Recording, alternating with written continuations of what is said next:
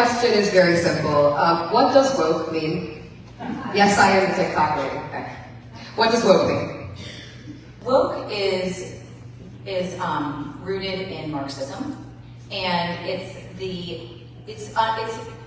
what it means is that society is based in pitting people against one another. Here we go again. A Moms for Liberty member cannot define what they claim to hate. In basically giving somebody labels. So, as I'm sure you know what it means that it comes from a Marxist root. Let's pause here. Upon her conclusion to this nonsensical rambling, I would then ask her to define Marxism. Continuing on. And what it does is it tries to inspire a revolution, and by creating a problem and telling people that they're either the oppressor or the oppressed, they're wrong or they're right for behaving or acting a certain way. So I'd say a person is right or wrong for acting or behaving a certain way.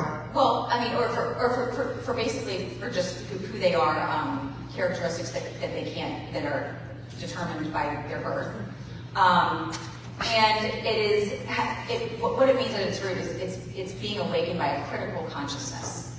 And so critical is the key word there. And critical basically gets, sorry that I'm trying to work this out in my mind, but it basically gets to the root of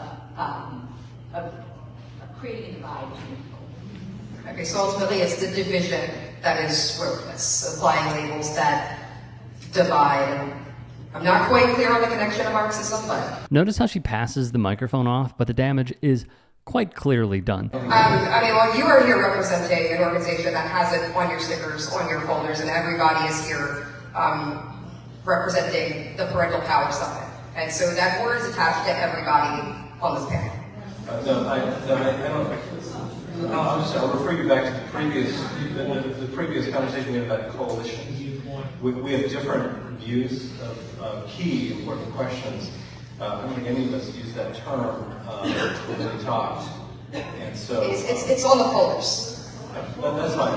So I'm talking about what's out there. So No one's taking the mic. I'm surprised I read this one. No, it's good. It's okay. No, that's okay. Everybody, at the end of the day, we are here. Then an older gentleman tries taking the mic from the woman asking the question they cannot answer. Unreal. Okay. So let's go over a few things, shall we? What I have found to be a pattern with the DeSantis's and the Kellyanns and many more, and even activist groups such as these that get propelled in order to fight the culture war so the most powerful people in society will benefit, including the DeSantis's, is that when you confront a lot of these groups and politicians about the meaning of something, or just not allowing them to Shapiro the conversation, which is talking at 1,000,000 miles a minute and railroading you, slowing everything down and asking follow-ups, what you will learn is that many of these folks are way out ahead of their skis. This is just a polarizing example.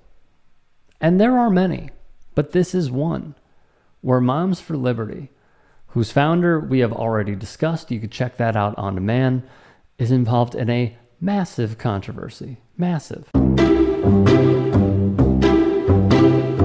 Bridget, our first ever interaction was when you retweeted a hate article about me from The Nationalist while I was a Sarasota County school student. You are a reminder that some people view politics as a service to others, while some view it as an opportunity for themselves. On this board, you have spent public funds that could have been used to increase teacher pay, to change our district lines for political gain, remove books from schools, target trans and queer children, erase Black history, and elevate your political career, all while sending your children to private schools because you do not believe in the public school system that you've been leading. My question is, why doesn't an elected official using our money to harm our students and our teachers for her gain seem to matter as much to us as her having a threesome does? Bridget is essentially an anti-gay crusader who has now admitted to having sex at least once with another woman. In fact, here she is in 2022, standing behind Ron DeSantis when he signed the Don't Say Gay bill into law. That not only hurt her, but also crushed Moms for Liberty as a group. The key to all of this is slowing the conversation down and trying to get in questions for them to elaborate on what they mean, because usually what you will find, and we've seen this with a lot of MAGA supporter clips on this network, is that they will tie themselves in knots or be unable to answer the question. And another thing that I noticed in this answer from the Moms for Liberty representative is she kept using the word critical, which lends credence to the thought that she is mixing culture wars all in one, which is what is woke, which has practically been put to bed. It's almost like when Republicans would go after like washing machines. Remember that? That was dumb. So it feels like an afterthought at this point. But her using critical over and over and over again would lead one to believe that in the back of her mind, she is still trying to hammer down another culture war, which was critical race theory, which they also can't define. So what we have here over and over again are activists, and I'm blanking on the guy's name, but he went on Fox News and he tweets out his plans prior to doing it like an absolute villain. Chris Rufo. So the Rufos of the world, the Moms for Liberties of the world, what we have seen is politicians attach themselves to these people in order to further these divisive messages, because what they don't want to do at the end of the day is educate. They want a dumbed down, privatized educational system where they and their donors will benefit and we simply will not.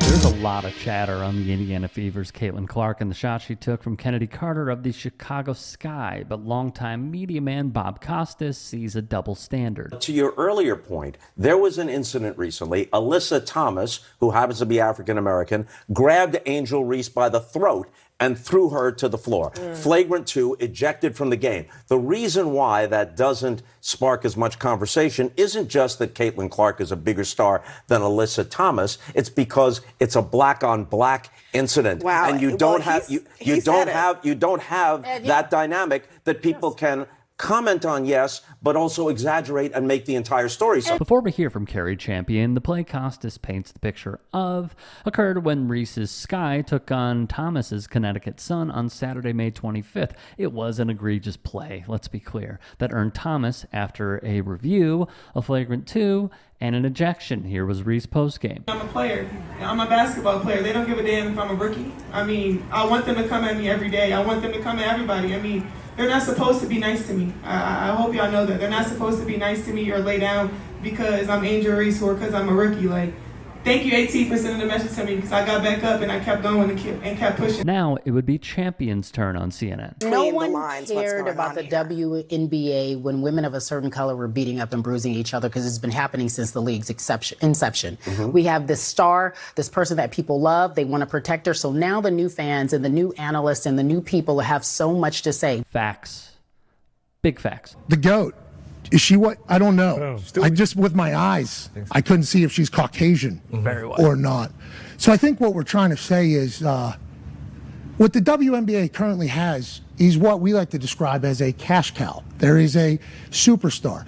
And we're not saying that the players on the court need to act any differently. That's the athletes are going to do what athletes are going to do in any sport. And I think we're all learning that WNBA, that's old school football, baby. That is old school football. But I would like the media people that continue to say, this rookie class, this rookie class, this rookie class. Nah, just call it for what it is.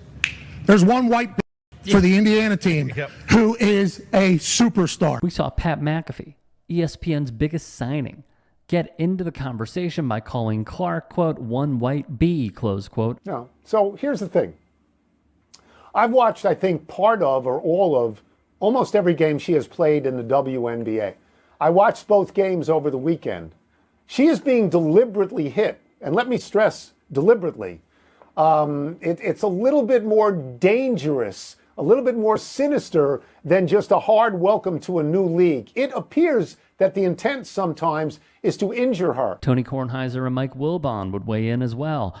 Meanwhile, okay, let's talk about the men with microphones who have recently discovered the WNBA, because the things they're saying are crazy. Hey, I'm Coach Jackie, and I talk all about women's sports, and apparently now men do too. Should we be grateful because they're talking about it even if they're not doing it 100% right? Well, that's what this video is about. So we could start a long time ago talking about the way men talk about women's sports, but I really want to talk about the recent conversation this last week and the way that they're handling it. It wasn't just him. If you girls were Destiny's Child, she would be Beyonce. These are not girls, these are women. That's simple. Small things like that men don't think about when they just want to immediately join this conversation, that showed that kind of implicit lack of respect. Now, all these conversations that happened over the weekend were very solitary, but today on ESPN, Monica McNutt was there to put Stephen A in his place, and it was awesome. I bring this clip up because I want to show how entertaining it is to watch somebody who knows what they're talking about talk about this league and check somebody else who's not doing it correctly. Coach Jackie on TikTok, one of the best follows, by the way, would give her take on not just the new fans, but also the new media ecosystem that has started talking about the W. Of course, I want the men to support the game and talk about the game, but in theory, in a perfect world, they're doing promo on their shows for the Big Three's, women's basketball-centric show where they just talk about women's basketball. There's never been more evidence that there's content for a permanent W show. There's always been this really weird belief that women's sports finally makes it once the men start watching, and to me, that's never made any sense. It's different. It's women's sports. It's not for the men, and when they do start watching, that's great. I love it, but they don't have to run to the microphone because there are people who are better equipped to do that, and they're women, and they've played this game, and they know this game better than you do because it's not the same. It's not one for one. You can't just assume because it's women that it's basketball like. It's different. It's better, in my opinion, but that's a whole other conversation. And she brings up some really solid points. Also, follow her account. You'll thank me later.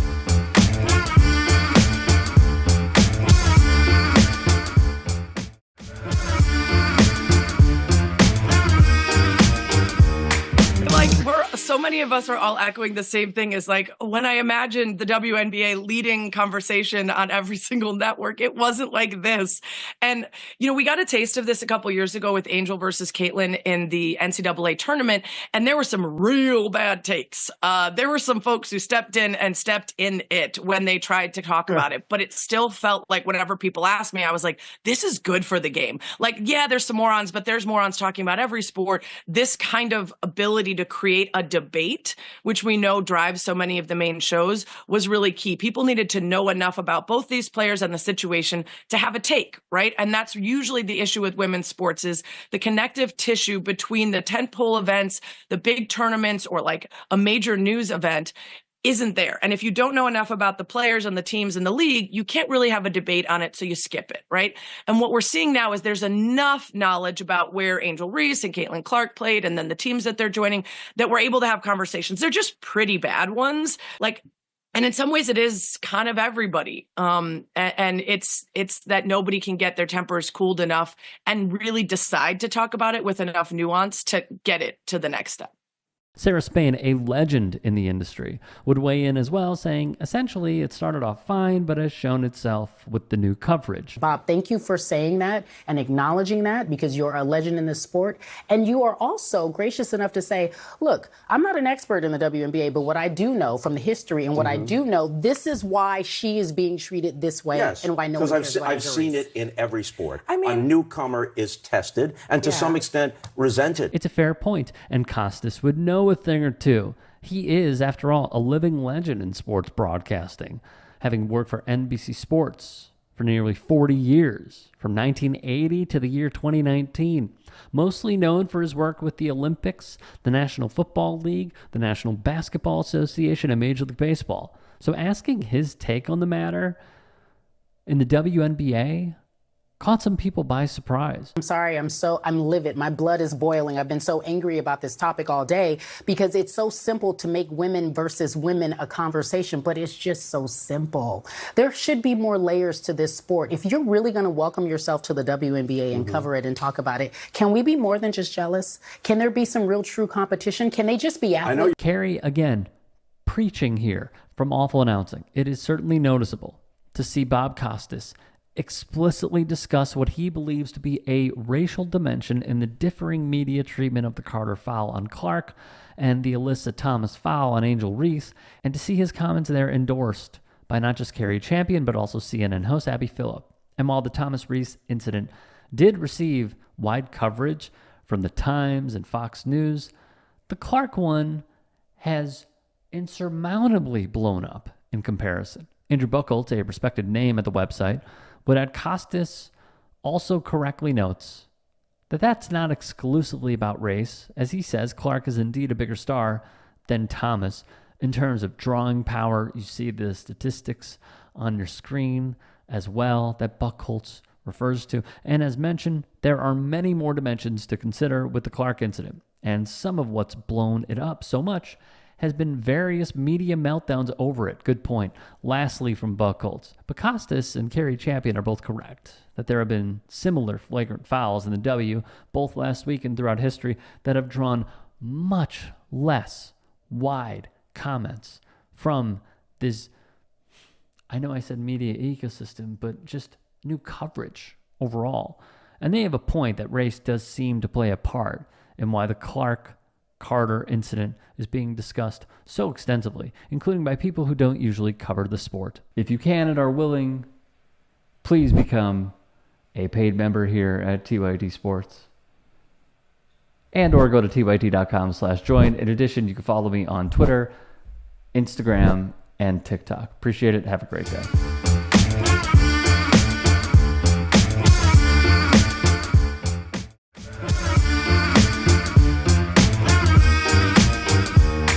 Jason Whitlock has been crushed these last few weeks after Stephen A. Smith's rebuttal. Did you tell them how you stood outside of First Take begging me to talk to you? Did you tell them that once this same article in Deadspin came out, weeks later you wrote a lengthy apology to me in an email, begging me to forgive you, pointing out how you were betrayed by this particular writer, so you know how I must feel that you betrayed me? Did you tell the folks that? Did you tell them?